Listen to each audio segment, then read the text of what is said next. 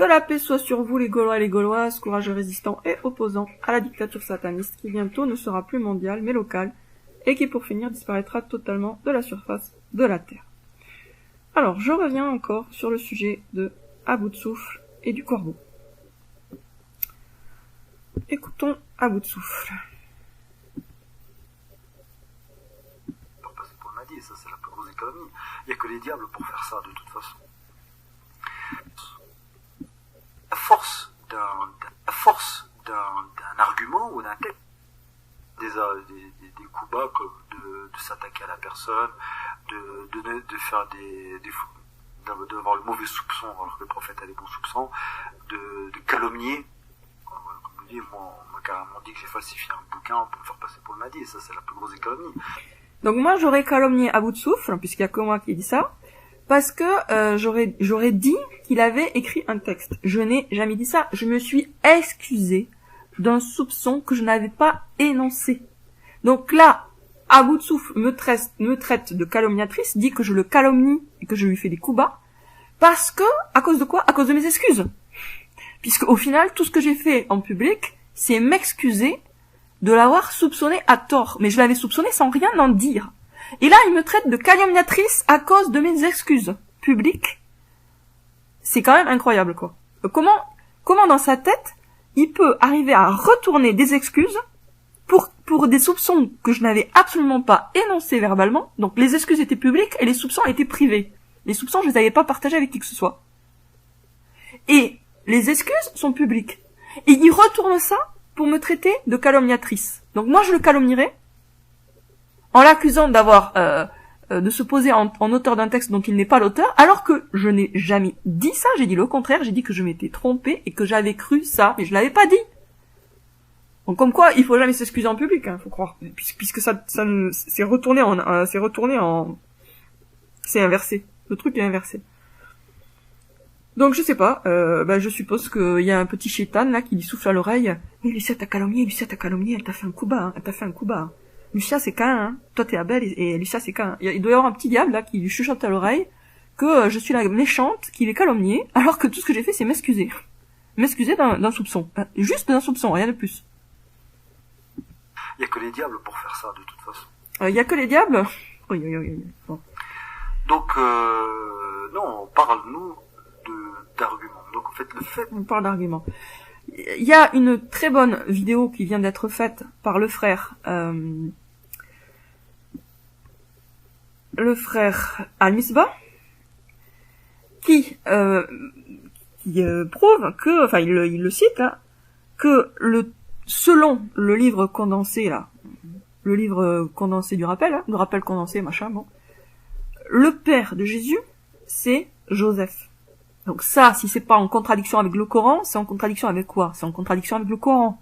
Dieu dit très très très clairement dans le Coran que Jésus n'a pas de père, qu'il est un souffle de Dieu mis dans Marie, c'est tout. Donc Jésus n'a pas de père. C'est ce qui est dit dans le Coran. Jésus n'a pas de père. Et la pseudo-révélation du corbeau affirme que le père de Jésus, c'est Joseph. Et malgré ça, À bout de souffle, continue à persister, à croire, à s'imaginer que ouais, c'est une vraie révélation divine, et puis même, c'est vrai ou c'est faux, on s'en fout, c'est pas grave, hein, ça apporte des choses intéressantes, et puis il faut pas attaquer sous la ceinture. Si le but est de démolir un mensonge, on a le droit de le démolir, enfin, je dirais même plus, c'est un devoir. Quand on a affaire à un mensonge contre Dieu, on se doit, et on doit à Dieu, de ne pas subir ça passivement, sans réaction, comme une bûche, comme si on en avait rien à foutre. On doit intervenir pour rétablir la vérité. La vérité, c'est que le livre du corbeau, il a été écrit par le corbeau. Voilà. Ce mec est minable. Je parle du corbeau. Ce mec est minable. Son texte est minable comme lui. Il va parler du corbeau et du renard, et il explique que son messager serait prêt à partager le fromage comme son fromage, comme le corbeau ne l'a pas partagé dans la fable. En fait, c'est ridicule. Et, à bout de souffle, qu'est-ce qu'il arrive à ressortir de tout ça? C'est que vraiment, il y a que des diables pour oser dire ce que moi, j'aurais dit sur lui, mais en fait, je l'ai pas dit, puisque je m'en suis excusée. Je l'avais même pas dit avant. J'aurais pu effectivement le dire en public, et m'excuser, ça aurait déjà été pas mal, je trouve, puisque je me serais excusée. Mais je l'avais même pas dit avant en public. Donc je me suis excusée de quelque chose qui était resté dans ma tête. Et il arrive à retourner ses excuses en motif de oh boubou qu'elle est méchante, ou c'est un diable, ou c'est un démon. Bon, je trouve ça tout à fait révélateur de l'état catastrophique du monde actuel. On est vraiment à la fin des temps. Alors maintenant, par rapport à un autre petit truc, à bout de souffle a glissé quelque chose. Alors après, je l'ai pas retrouvé, donc peut-être il a mis dans une vidéo qu'il a supprimée, mais moi je l'ai entendu. Donc ce qu'il a dit dans une vidéo qu'il a supprimée, et c'est en gros, je simplifie, je clarifie les choses, hein, c'est que moi, je serais contre le livre condensé, ou le livre descendu du rappel condensé. Donc je serais contre ce pseudo-livre, cette lettre anonyme du corbeau, parce que j'aurais moi-même un Mahdi à défendre, et donc je ne voudrais pas en fait d'un autre Mahdi, à la place du mien. Et ce que je l'ai entendu dire, donc je pense que c'était dans une vidéo qu'il a dû mettre et puis très vite supprimer parce qu'il a dû regretter de l'avoir dit, il a dit un truc du genre, oui, l'amour est aveugle. Bon. Donc je reconstitue les pièces du puzzle pour ceux qui voudraient comprendre. En fait, ce dont m'accuse discrètement et implicitement à bout de souffle, c'est de n'être hostile au livre descendu du rappel condensé que parce que j'aurais un Mahdi dans ma manche à proposer à l'humanité, n'est-ce pas? Et si j'ai ce Mahdi dans la manche à proposer, c'est parce que je suis amoureuse de lui et donc aveugle. C'est ça qu'il a impliqué, et que bon, après il a plus ou moins voulu, il a pas voulu assumer trop ces propos-là. Et bien sûr pour ceux qui ont connu, qui savent un peu l'histoire, ce Mahdi que j'aurais dans ma manche et dont je serais amoureuse, c'est Mamar Metmati, youtubeur lui aussi. Il se trouve que toute cette question-là, j'y réponds dans mon journal. C'est-à-dire, mais tout, c'est-à-dire, alors tout n'est pas dans le premier volume, hein, mais dans les 3 volumes en entier, là, vous aurez vraiment les éléments de réponse. Donc je vais pas y répondre maintenant. Je reconnais, alors je vais reconnaître un truc pour à bout de souffle, c'est que de l'extérieur, je comprends qu'il ait ce point de vue. Il est vrai, et ça je l'ai constaté, que les femmes qui tombent amoureuses d'un musulman, enfin une musulmane qui tombe amoureuse d'un musulman, si elle est très amoureuse, elle a tendance à considérer que c'est le Mahdi. Bon, ça c'est une espèce de scénario récurrent, j'ai déjà constaté plusieurs fois que ça arrive comme ça.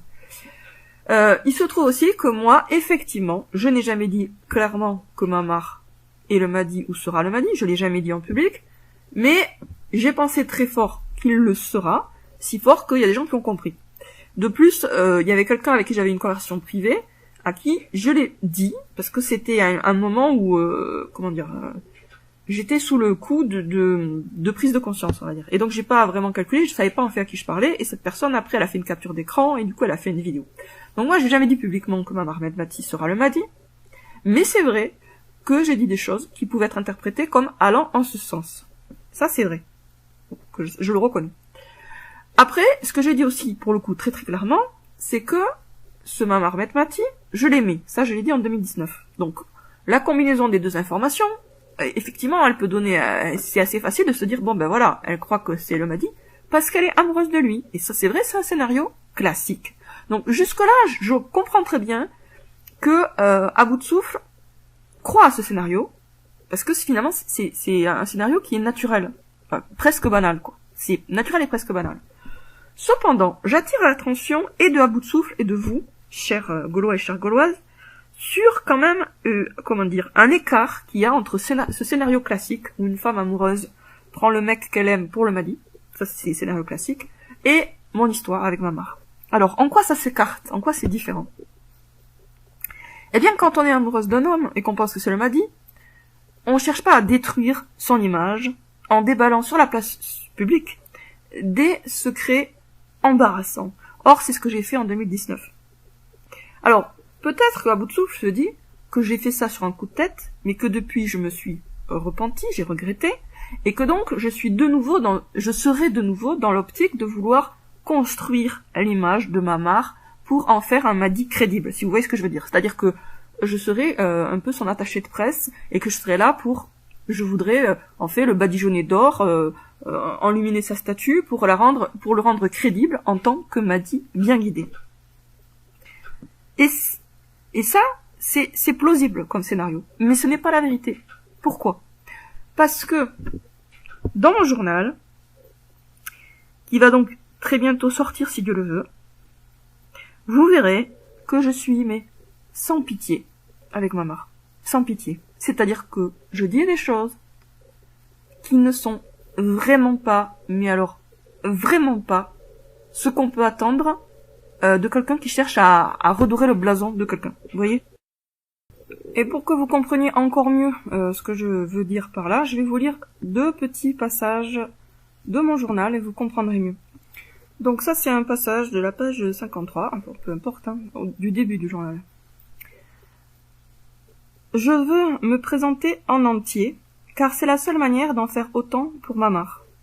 Je tiens énormément à donner de lui une image aussi juste, précise et complète que possible. Il n'a jamais imaginé que je pourrais le dévoiler, car il savait que je ne pourrais le faire qu'en me dévoilant moi-même. Il n'a jamais imaginé, même une seconde, que je pousserais l'audace jusqu'où je la pousse aujourd'hui. Et moi-même, je ne l'ai jamais imaginé non plus, jusqu'à ce qu'un beau jour, je le fasse. Je le répète, mais il s'agit du plan de Dieu. C'est lui qui a organisé avec une précision minutieuse l'enchaînement de circonstances toutes particulières qui m'amènent à écrire ces lignes, lui et rien que lui. Donc ça, c'est un petit extrait du début. Et je vais vous lire maintenant un petit extrait de la fin du premier volume. Voilà. Alors, pour que vous compreniez... voilà. Pour que vous compreniez, au moment où j'ai écrit ces lignes-là de mon journal, je pensais ne publier ce journal qu'après ma mort. C'est pour ça que je m'exprime de cette façon-là. Mamar ne veut pas de moi comme attaché de presse, mais c'est bien ce que je suis pour lui, une attachée de presse impitoyable, qui ne cherche nullement à redorer son blason, mais plutôt à le décaper à l'acide, pour faire ressortir ses vraies couleurs, celles qu'il cache sous des couches de peinture. Je suis aussi une attachée de presse immatérielle et spectrale, professionnelle d'outre-tombe, qui parle avec toute l'autorité des défunts. C'est du royaume des morts que j'organise la campagne de presse qui doit le rendre célèbre, célébrité épineuse, inconfortable et quelque peu humiliante qu'il fera tout pour éviter, mais Dieu ne lui laissera pas le choix, je le pressens. Donc vous voyez, je suis pas dans une optique de j'ai un Mahdi dans la manche et je ne supporte pas que quelqu'un se présente comme le Mahdi ou puisse passer pour le Mahdi parce que voilà, j'ai le mien, j'ai mon idole à moi, il y a quelqu'un qui suscite mon admiration inconditionnelle et je voudrais que vous l'admiriez de la même façon. Dans ce journal, je dis des choses qui vont profondément déplaire à tous les admirateurs de Mamar, clairement. Et c'est pour ça, entre autres, il y a plein de raisons pour lesquelles j'ai beaucoup hésité à le publier, ce journal, parce que il y a des choses c'est difficile de les assumer. Mais mon but, c'était d'être très très franche et très très sincère sur ce que j'ai compris, et sur aussi ce que je n'ai pas compris, mais sur les questions que je me pose aussi actuellement, parce qu'il y a des points sur lesquels j'ai quelques éléments de réponse, et puis d'autres où j'ai surtout beaucoup de questions. Donc c'est un journal aussi où je me pose beaucoup de questions. Certaines questions, j'ai trouvé les réponses depuis le premier volume, puis d'autres non.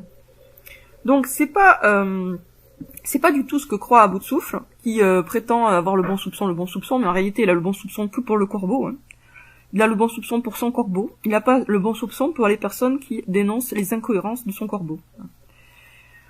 Bon, et pour ce qui est donc de mon entre guillemets Mahdi, j'explique bien de façon hyper franche, et il y en a qui vont trouver que moi je suis en train de calomnier Mamar, donc c'est pas très cohérent, on peut pas être à la fois en train de promouvoir quelqu'un pour le présenter comme un Mahdi, et de le calomnier, et de le calomnier, etc. Donc, en fait, ma démarche, elle n'est ni une démarche d'apologie, je suis ni en train de construire une statue à adorer,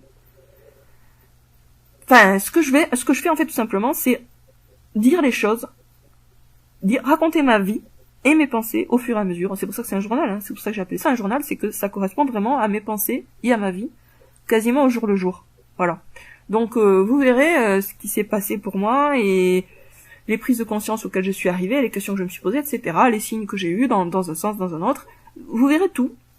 Et puis après, vous faites votre propre opinion. Moi, j'ai pas une conclusion. Enfin, j'arrive à des conclusions, oui, mais c'est pas des conclusions que vous avez à accepter, parce que finalement, la conclusion, c'est plutôt une attente. Et vous verrez en le lisant ce que je veux dire par là. Bon, c'était peut-être pas totalement super clair. Pour revenir sur À bout de souffle, moi je comprends pas comment il peut me traiter de calomniatrice, parce que je me suis excusée publiquement d'un soupçon que j'avais eu. Ça, je trouve ça complètement aberrant. Mais bon, on est à la fin des temps, donc on entend tout, on voit tout, et puis il y a des gens qui font des virages à 180 degrés auxquels on s'attendait pas, quoi. Et pour ce qui est donc du Mahdi qui serait dans ma manche ou de l'amour qui me banderait les yeux, vraiment, vous lirez par vous-même, vous pourrez vous faire votre propre opinion. Je pense que les gens qui me suivent depuis un moment savent que je suis sincère. Je le suis, mais particulièrement dans ce journal, d'une façon relativement rare, hein, vous verrez. Sur ce, je vous dis à très bientôt, les amis.